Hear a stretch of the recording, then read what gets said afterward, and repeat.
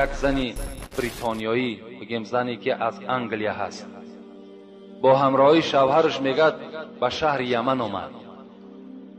به شهر یمن آمد.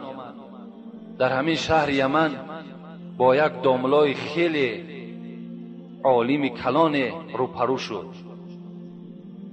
و از همین عالم همین سوال را کرد.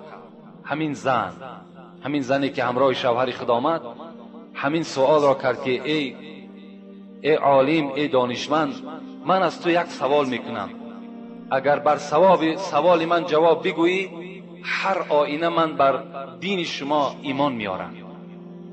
گو هر سوالی که داری مرحمت.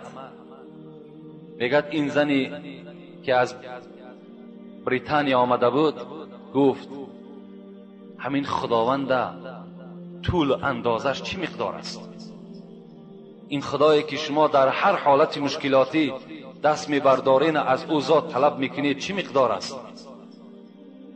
این عالم گفت این مردی که در پهلوی تو هست کی است؟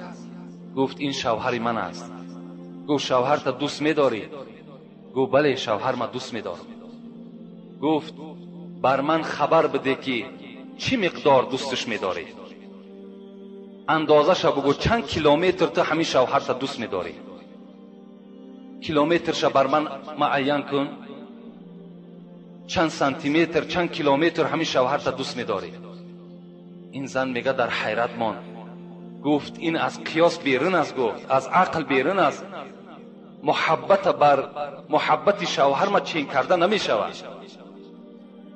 میگن این عالم گفت مادامی که محبت مخلوق خدا هست خودش، وقتی محبت تو گفت با عقل خود چین کرده نمیتانی، این ذاتی که خود میگوید لیس کمثله شیء و هو السمیع البصیر، اون ذات خودش میگد که مثل من نیست، مثل من نه در زمین نه در آسمان نیست.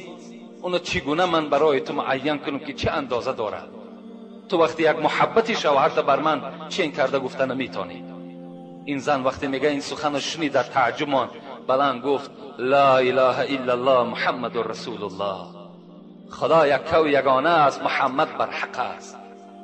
در اصل یعنی یک مثال آوردن که همون زن یک تکان داد و آن زن چکار کرد؟ عقل او را بیدار کرد که آخه این خدای هست که این حد ندارد، اندازه ندارد.